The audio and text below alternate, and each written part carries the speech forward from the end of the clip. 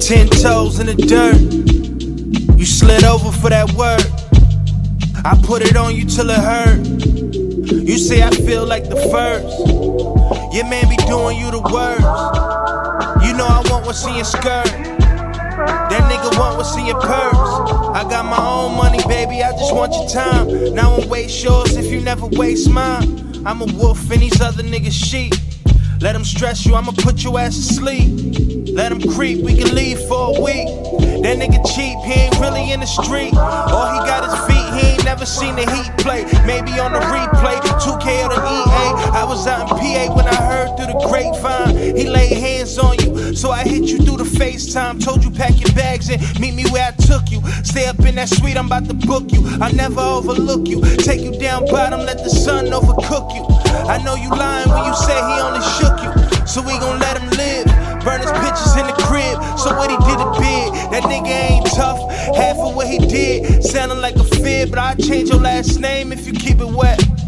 Take all your energy and redirect it in my direction, yeah. Tryna cuff you like I'm arrested, yeah. I want all your affection, I got a passion and it's for you, girl. All this loving tryna give it to you. Of course some Yeezys come in your size. We could take the yacht, fuck a boat ride. What's your ring and your coat size?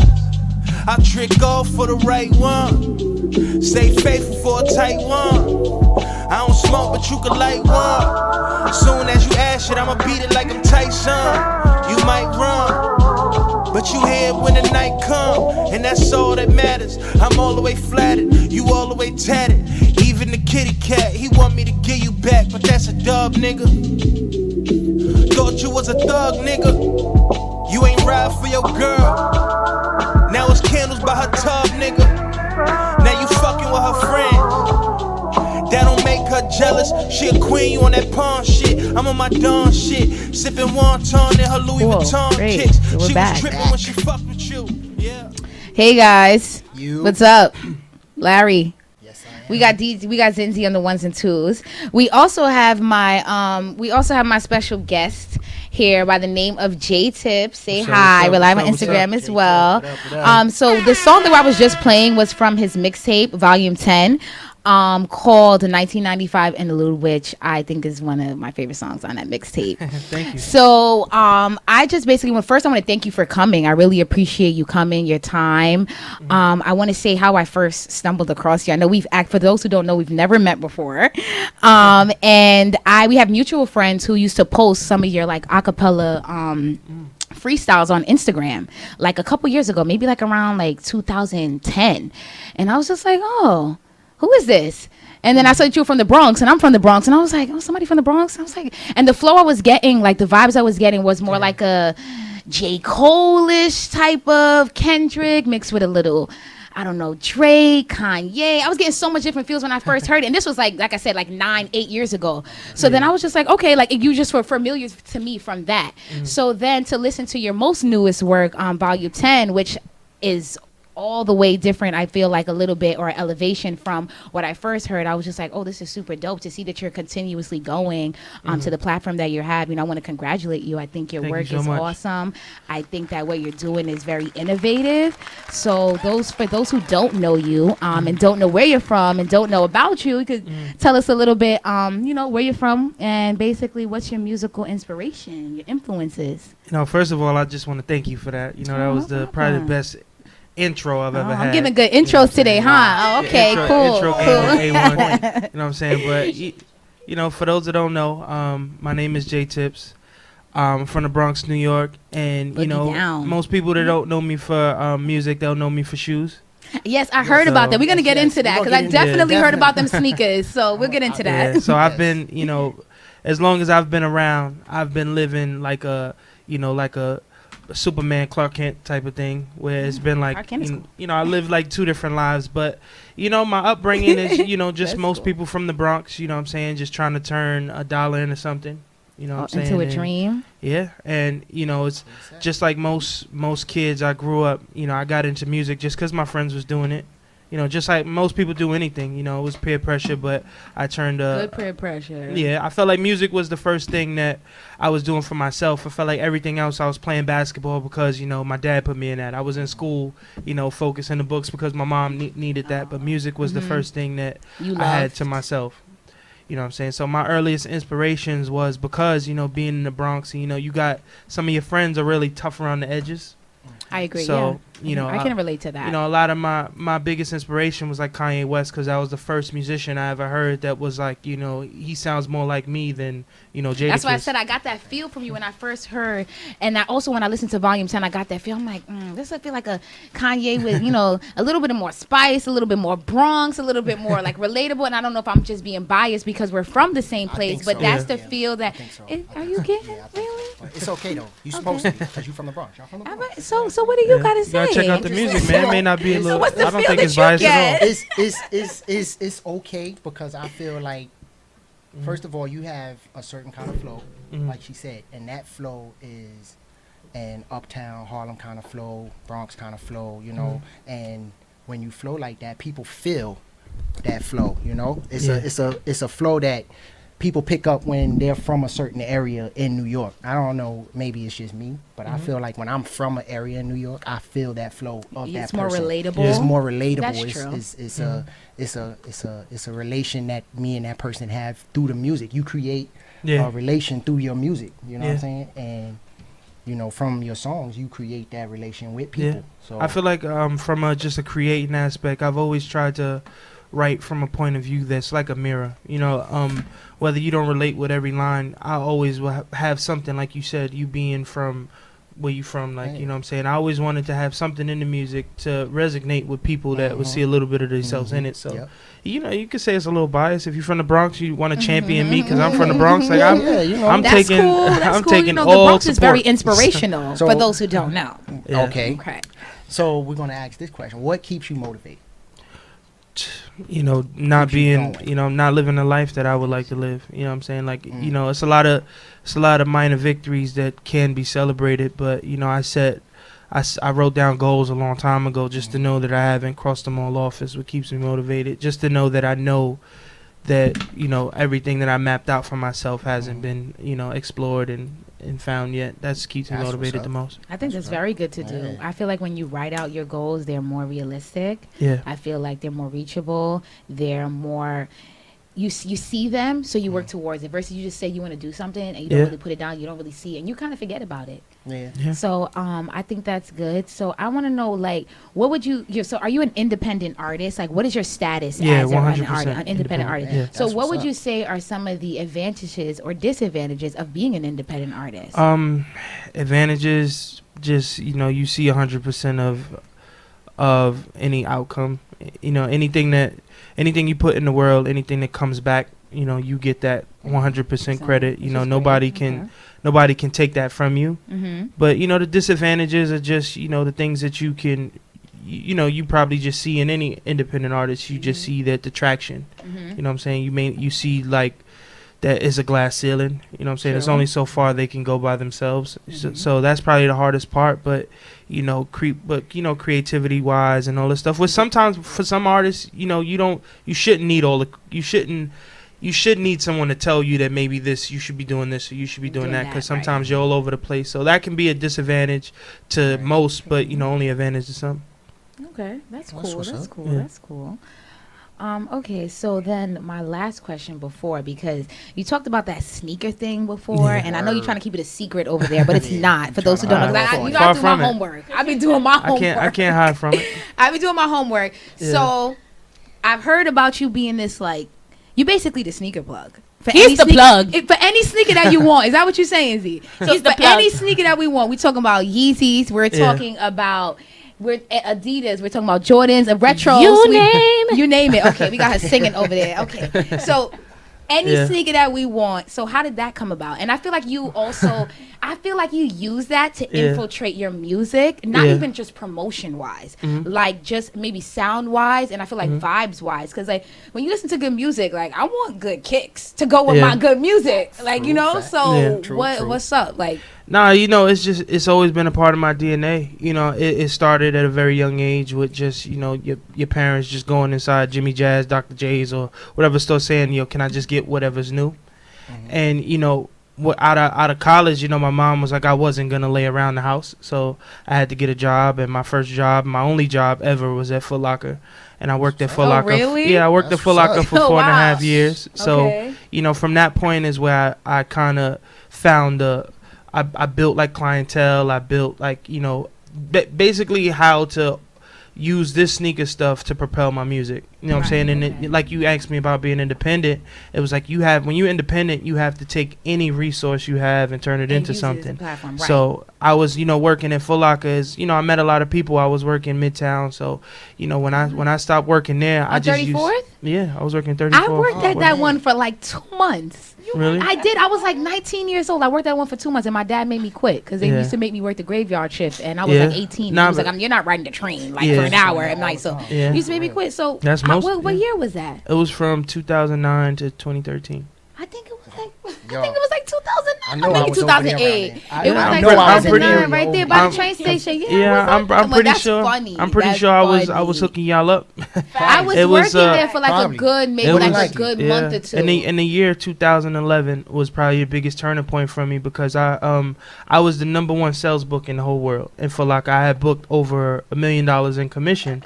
Wow. But when you start to realize that it's way more profit on the other side of the register because all the people that's coming to see you is like they flipping these kicks. You know what I'm saying? And you getting 2%. You're not getting nothing on the dollar. When people buy the sneakers, because I know like for like the Jordans and the Yeezys and stuff, when they like the original price is like what 150 to 250, right? And for the Jordans it's like what 150 or something, 190. So then people flip them for how much? It varies because it depends on the rarity. It's really like the stock market. It's like the availability. Yeah. So like, sometimes it can go double, triple. Like what are we talking about? It's about the demand. Yep. It depends. I've sold sneakers for over thousands of dollars, and I've sold sneakers and made $15 on top. So it really varies. Wow. You know what I'm saying? You just gotta. It's just like anything else. You gotta cut your profits. You gotta sometimes break even. It's really like it's probably the. Reselling and stuff gets a real bad name, but if you think about it, it's some of it's a free class in entrepreneurship. You know what I'm saying? It's like people who sell shoes, people who sell anything, people that, like I said, turn $1 into something else. Anybody that's hustling, you know what I'm saying? You getting it illegal. I mean, you're getting illegal, so you can't really knock it. I respect that. My next question, what I really want to know is, what is your favorite pair of sneakers? Like everybody. Ooh, that's a good question, Larry. That's a I got good sneakers question. that like a pair of sneakers that I love. Like I love Uptowns. Yeah. But you look like you like Uptown. I do. They old head like Uptowns, of course. Like, which one? The low top pair? No. Low top or high tops. I got bad ankles. I gotta support my ankles. You want the low tops, but you get the high tops because you old. I want trip. And I ain't that old. I'm old, but I ain't that old. You know what I'm saying? But what's your favorite pair of sneakers? I guess just like my music, I'm somebody who's attached to moments in life. So my favorite shoe is probably the college blue Jordan 17, just because it was the first shoe that I went from wearing a kid size to a men's size. So I remember just being in school and like all the teachers was really like, "How you get those?" Like they thought my parents was drug dealers, and I'm like, "Isn't that the $200 Jordan?" Like so I just remember the reaction from it. So it was a stigma. So having expensive sneakers in the 90s, being black from the Bronx, makes people think that your parents are drug dealers. Absolutely. Well, now it's like they think you drug dealer, kind of.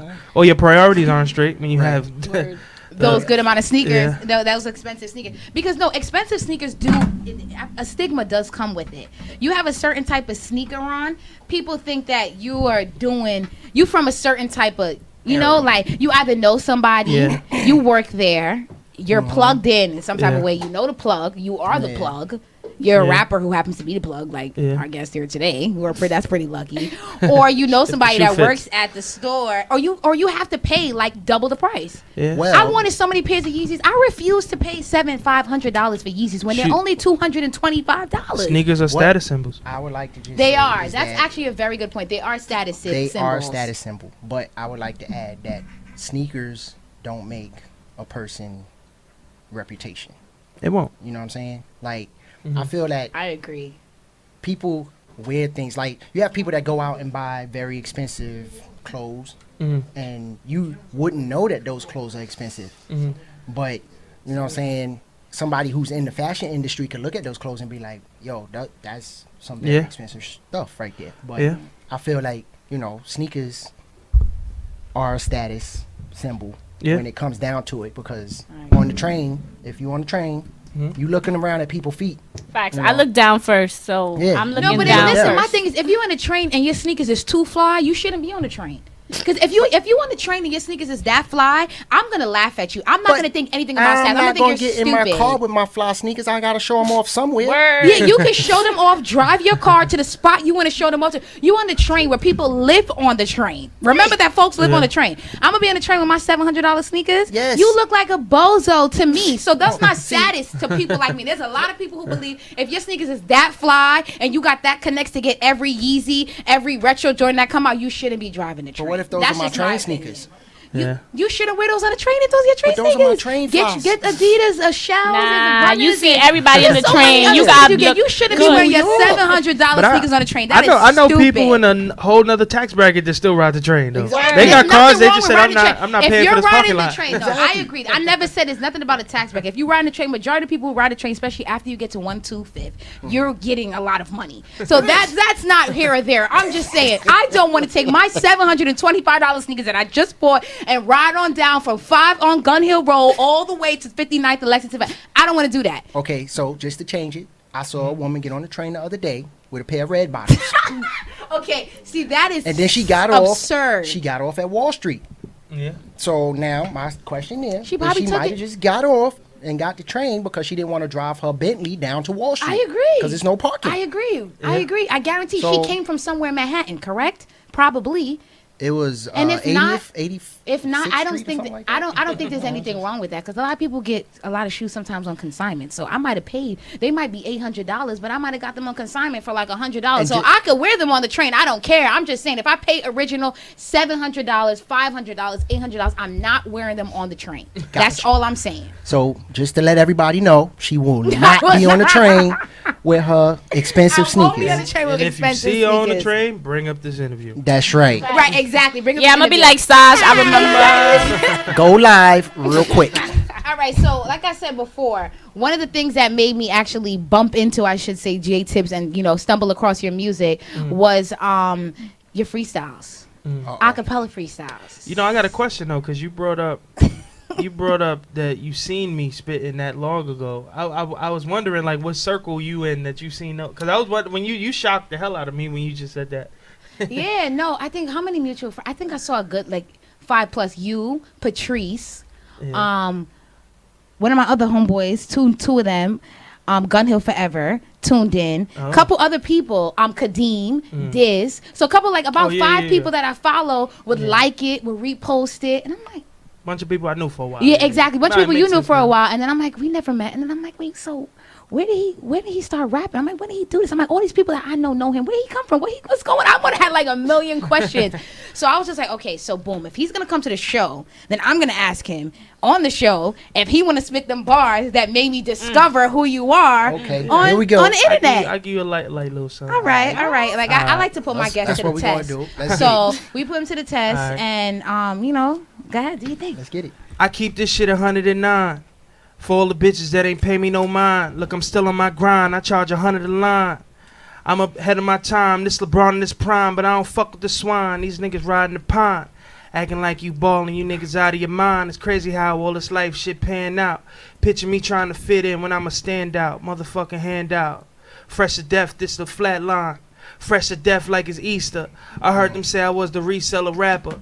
Motherfucker, I ain't neither. I'm just down on my luck. I'm just a nigga with potential trying to drown in this cup. You might treat her like the world, but to me, she a duck. All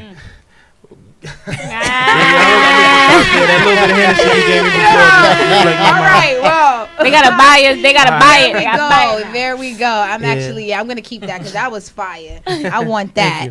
So, like I said before, I want to thank you for coming. I appreciate that. Word. I thank you for like getting to know a little bit more about you. Like I said, there's a lot of people out there I feel like that are like myself who don't really know you but know of you and they don't know like the backstory. So I feel like this gives us a good idea of it's what's the discovery part. You know what I'm saying? I think being independent, people, you know, a lot of people may know you, like your network is so much bigger than your actual following. Yeah. So I think when people sit down and they talk to you, they get a new feel of who you are, how you are, and you know, that's some people's support is more expensive than others. Yeah, they need to talk to you before they jump aboard. Yeah, no, I agree. I'ma stay in touch definitely because let's do it, man. you know what I mean. I got my closet. I got room for some sneakers. You know what I'm saying? Right. You know, we always do too. Like I said, on my SoundCloud, Ayo Sash, AYO Sash, I reposted, a couple of the songs from Volume 10. The next song that I want to play that I liked, I was lurking. I found this song I really liked. I was jamming the other day before I went to work and all that. So play the Church. It's featuring Kadeem King. Who, shout out to Kadeem, who's also one of my high school friends. You did the song with him. I didn't even know that you knew him until I heard the song. And I was like, oh shit, he got Kadeem on here? I was like, okay, that's cool. That's my homie. Cool. So we're going to play that song. I want you guys to follow him on Instagram as well, at JAETIPS. Yep, got it. My social media, my Instagram is AYO_SASH, Larry. Y'all can follow me all kind of places. Instagram, not on the train, not in the street. All right. Only on the internet. Only on the internet. I know it's, you know, tempting. It's MTM Radio Mix. And that's your Instagram? And that's my Instagram. Okay, cool. So we're going to get into Church with JAETIPS featuring Kadeem King. Let it go. That's it. Yeah. Yeah. Church, motherfucker, church. Church, motherfucker, church. Church, motherfucker, church. Yeah, I got money, I ain't spend yet. Shows I didn't binge yet. Couple requests on the book that I ain't friend yet. Couple payments for some verses ain't get sent yet. Ain't got the money, since some bitches I keep them wet. Yeah, they gonna follow who they feel a threat. Out in Brooklyn, up in Junior, thumbing through a check. With a chick that tried to leave me for a Brooklynette. Now she trying to hack my phone with her fingerprint. Yeah, fly as hell, same airtime Kimmel get. All this talking money I don't business with. I'm on some different shit, look at how I pencil shit. If you out of pocket, you get hit with the hand I dribble with. I believe in God, hope he believe in me. At 27, he done put me where I need to be. Help me feel the blessings that I couldn't see. Now I'm just a man that they couldn't be. Church, motherfucker, church. Church, motherfucker, church. Church, motherfucker, church.